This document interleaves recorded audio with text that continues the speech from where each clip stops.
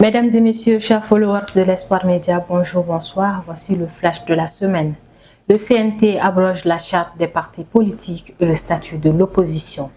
Le Conseil national de transition CNT a adopté ce mardi la loi abrogeant la charte des partis politiques de 2005 et le statut de l'opposition de 2015. Promulguée par le président de la transition, le général Assimi Goïta, cette loi marque un tournant majeur dans l'organisation politique du pays. Selon l'article 2 du nouveau texte, un cadre ultérieur définira les modalités de création et de fonctionnement des partis, conformément à la Constitution. Tension sociale à Mopti, sitting du personnel de l'hôpital Somindolo pour dénoncer le manque d'eau et d'électricité. Ce mercredi, le personnel de l'hôpital Somindolo de Mopti a observé un sitting devant les locaux de l'établissement pour dénoncer la persistance des coupures d'eau et d'électricité qui perturbent gravement leurs conditions de travail. Nous réclamons simplement l'électricité.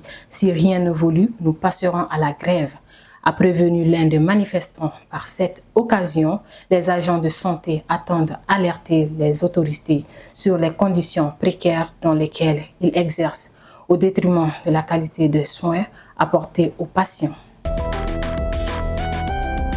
Justice, le journaliste Alfousseni Togo libéré après un mois de détention. Arrêté il y a un mois, Alfousseni Togo, directeur de publication du journal Canard de la Venise, a été libéré ce lundi 12 mai 2025 sur décision du tribunal du pôle national de lutte contre la cybercriminalité. Sa libération intervient après une forte mobilisation de la presse malienne qui s'était largement engagée en sa faveur. Un soulagement pour la coopération qui y voit un signal d'espoir dans un contexte judiciaire encore incertain.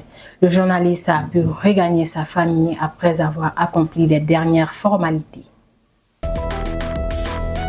Direction Côte d'Ivoire, Tidjane Thiam réélu à la tête du PDCI. Le Parti démocratique de Côte d'Ivoire tient ce mercredi un vote pour élire son président. Seul candidat en liste, Tidjane Thiam brigue un nouveau mandat. 2 jours après avoir démissionné dans un contexte judiciaire tendu. Élu en décembre 2023, M. Thiam a anticipé une possible invalidation de son élection par la justice. Une militante du parti contestant sa nationalité ivoirienne au moment du scrutin. Ce nouveau vote vise à sécuriser sa légitimité à la tête du principal parti d'opposition. Et c'est tout pour ce flash d'information. Merci de nous avoir suivis. Portez-vous bien. À la prochaine.